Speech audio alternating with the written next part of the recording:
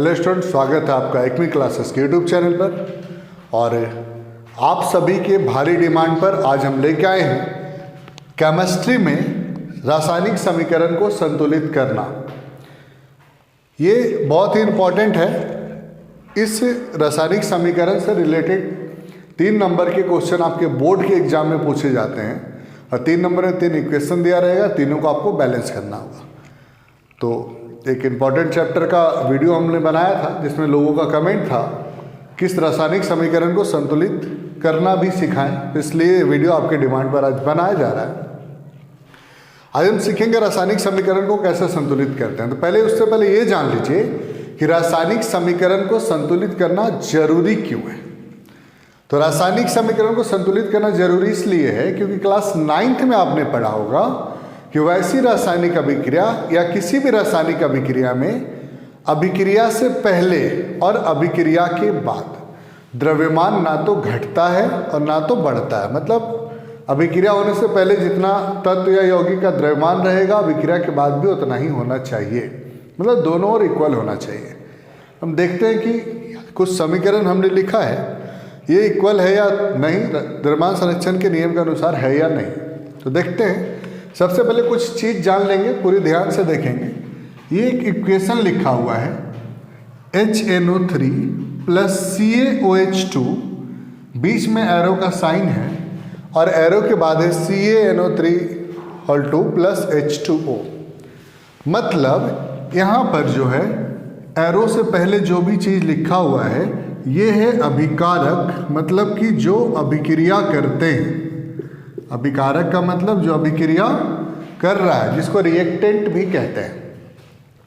तो इन दोनों के अभिक्रिया करने के बाद, मतलब अभिकारक के अभिक्रिया करने के बाद जो भी चीज़ बनता है उसको हम एरो के बाद लिखते हैं और उसको हम बोलते हैं उत्पाद अथवा प्रोडक्ट। अब हमको इसमें ये देखना है कि जो अभिकारक है उसमें कौन से तत्व की संख्या कितनी है और जो उत्पाद है उसमें कौन से तत्व की संख्या कितनी है। देखते हैं।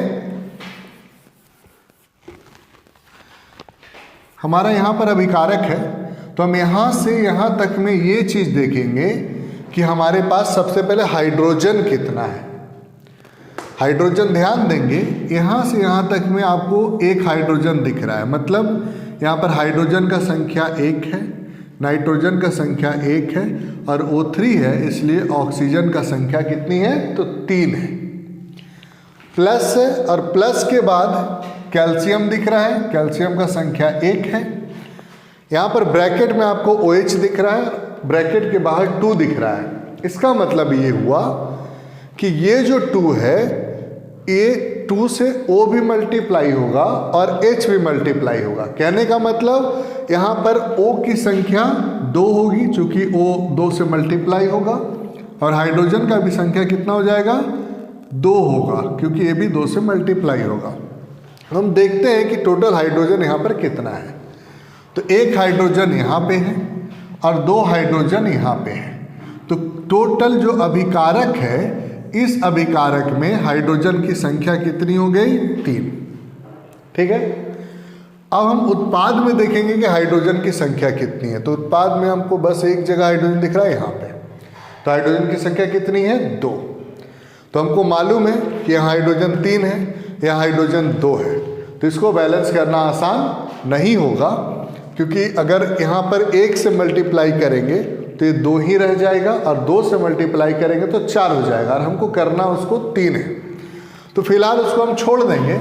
हम आते हैं दूसरे तत्व नाइट्रोजन की तरफ। यहाँ से यहाँ तक में टोटल जो नाइट्रोजन की संख्या है आपको 1 नज़र आ रही होगी और उत्पाद में जो नाइट्रोजन की संख्या ध्यान देंगे, ब्रैकेट के अंदर NO3 है, ब्रैकेट के बाहर 2 है। इसका मतलब ये हुआ कि नाइट्रोजन यहाँ पर 2 है और यहाँ पर नाइट्रोजन कितना है 1 है।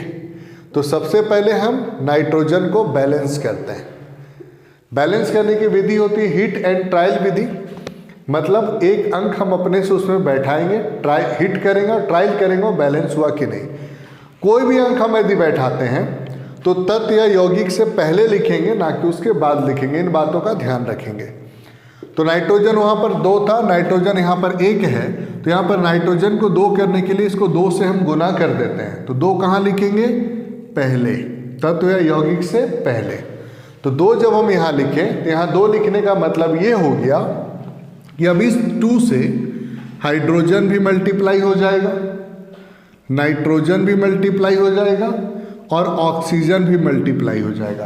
कहने का मतलब 2 से H गुना हो जाएगा तो H 2 हो जाएगा, 2 से N गुना हो जाएगा तो N 2 हो जाएगा, और 2 से O3 गुना हो जाएगा तो O 6 हो जाएगा। तो नाइट्रोजन वहाँ 2 था, हमने यहाँ नाइट्रोजन 2 कर लिया। अब फिर से हम हाइड्रोजन की ओर आते हैं। अब हाइड्रोजन यहाँ पर कितना है? 2, यहाँ पे कितना है? 2, तो 2 और 2 कितना हो गया अभिकारक में? 4। यहाँ पर हाइड्रोजन कितना है? केवल 2। तो इसको कितना से मल्टीप्लाई करेंगे तो ये 4 होगा। तो जवाब है 2 से मल्टीप्लाई करेंगे। तो अब इस हाइड्रोजन को हम 2 से मल्टीप्लाई करते हैं, तो हाइड्रोजन कितना हो गया हमारा? 4। तो 2 चीज बैलेंस हो चुका, एक हाइड्रोजन दूसरा नाइट्रोजन। अब हम आगे बढ़ते हुए ऑक्सीजन की ओर चलते हैं। तो यहाँ से यहाँ तक में ऑक्सीजन की संख्या कितनी है? यहाँ 3 ऑक्सीजन है, 2 से गुना हो जाएगा तो 6 हो गया। बीच में प्लस है तो प्लस का साइन है। तो यहाँ पर ऑक्सीजन कितना है? 2, तो 6 और 2 कितना हो गया? 8। मतलब अभिकारक में हाइड्रोजन कितना है जी? 8। अब उत्पाद में हाइड्रोजन देखते हैं कितना। यहाँ पर O3 है, O3 2 से गुना हो जाएगा तो कितना हो गया? 6। प्लस है तो प्लस, यहाँ पर ऑक्सीजन 1 था, 2 यहाँ लिखे हैं तो 2 से मल्टीप्लाई हो जाएगा तो 6 और 2 कितना हो गया? 8। मतलब हाइड्रोजन यहाँ पर 4 है, वहाँ पे भी 4 हो गया। नाइट्रोजन यहाँ पर 2 है, यहाँ पे भी 2 हो गया। ऑक्सीजन यहाँ पर 8 है, वहाँ पर भी 8 हो गया। इस प्रकार से ये जो समीकरण है ये आपका संतुलित हो गया। अब हम एक और समीकरण देखते हैं। यहाँ पर देखेंगे ये अभिकारक है, अभिकारक में एल्युमिनियम की संख्या कितनी है? 1। यहाँ पर उत्पाद में कितनी है? 1। कॉपर की संख्या कितनी है? 1। कॉपर की संख्या कितनी है? 1। तो एल्युमिनियम और कॉपर क्या है? बैलेंस है। अब हम आते हैं क्लोरीन की ओर। ध्यान देंगे क्लोरीन की संख्या यहाँ पर कितनी है? 2। यहाँ पर क्लोरीन की संख्या कितनी है? 3।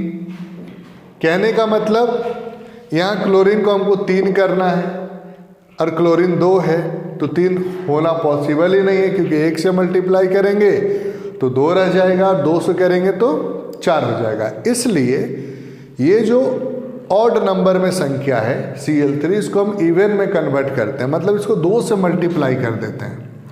तो बताया था मैंने कि 2 कहाँ लिखना है? तत्व या यौगिक से पहले। तो 2 यहाँ हम लिख दिए।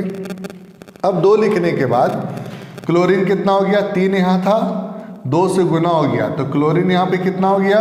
6। एल्युमिनियम कितना हो गया? 2। अब हम वापस इधर आते हैं। क्लोरीन कितना था? 2।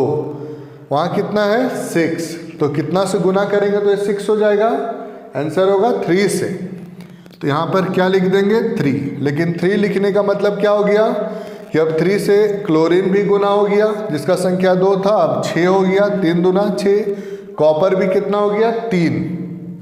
ठीक है। अब यहाँ पर कॉपर देखते हैं कितना है? 1। तो कितना से मल्टीप्लाई हो जाएगा? 3 से। तो आंसर क्या हो गया यहाँ पे? 3। अब हम आते हैं एल्युमिनियम की तरफ। एल्युमिनियम यहाँ कितना है? 1। और यहाँ पर कितना है? 2। तो यहाँ पर एल्युमिनियम भी कितना हो जाएगा? 2। तो ये हमारा दूसरा सवाल था जिसका सॉल्यूशन यहाँ बताया गया। एक तीसरा सवाल है, इसका जवाब आपको बताते हैं। एक बार और प्रैक्टिस कर लेते हैं, फिर आपको 2 क्वेश्चन देंगे, उसका आंसर बना के आप कमेंट बॉक्स में कमेंट करेंगे। यदि आपको समझ में नहीं आएगा तो आप कमेंट करेंगे, फिर से हम आपको समझाने का प्रयास करेंगे। तीसरा सवाल है, ध्यान से देखेंगे, ये है एरो से पहले वाला को क्या बोलते हैं? अभिकारक। एरो के बाद वाला को क्या बोलते हैं? उत्पाद। एरो से पहले पीबी की संख्या कितनी है? 1। एरो के बाद पीबी की संख्या कितनी है? 2। तो यहाँ पीबी को कितना करना पड़ेगा हमको? 2। तो 2 कहाँ लिखना था? पहले बताए थे, तत्व या यौगिक से पहले। तो 2 यहाँ कहाँ लिखा जाएगा? यहाँ पे। अब यहाँ 2 लिखने का मतलब क्या हो गया कि इस 2 से पीबी भी गुना हो जाएगा, N भी गुना हो जाएगा और O भी गुना हो जाएगा। अब हम देखते हैं कि PB कितना हो गया 2, PB कितना था 2, कोई कंफ्यूजन नहीं।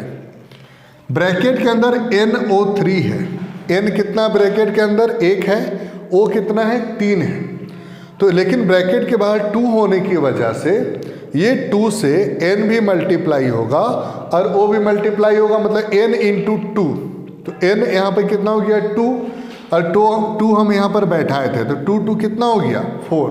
तो नाइट्रोजन का संख्या है कितना हो गया 4। यहाँ पर नाइट्रोजन का संख्या कितना दिख रहा है हमको 1।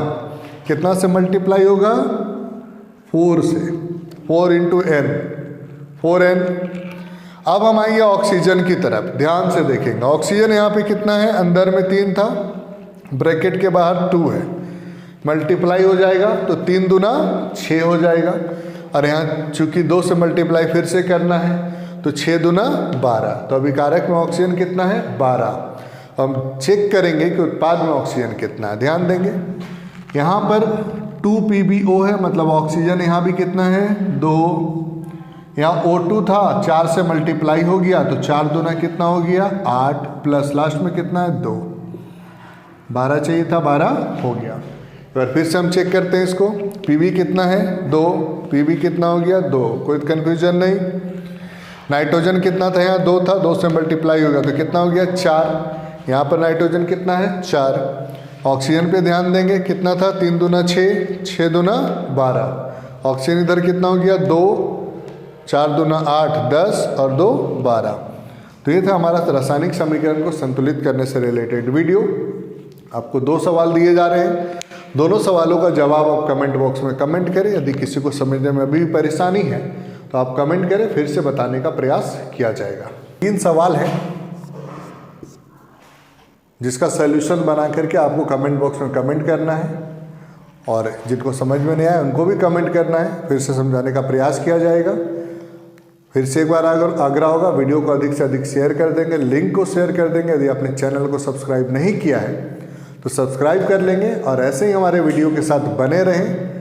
आगे जितने भी वीडियो आने वाले हैं उन सभी वीडियो से बोर्ड के एग्ज़ाम में 80 to 90% क्वेश्चन आएंगे, इस बात की गारंटी है। तो आप सबका प्यार मिलता रहे। धन्यवाद। जय भारत, जय हिंद।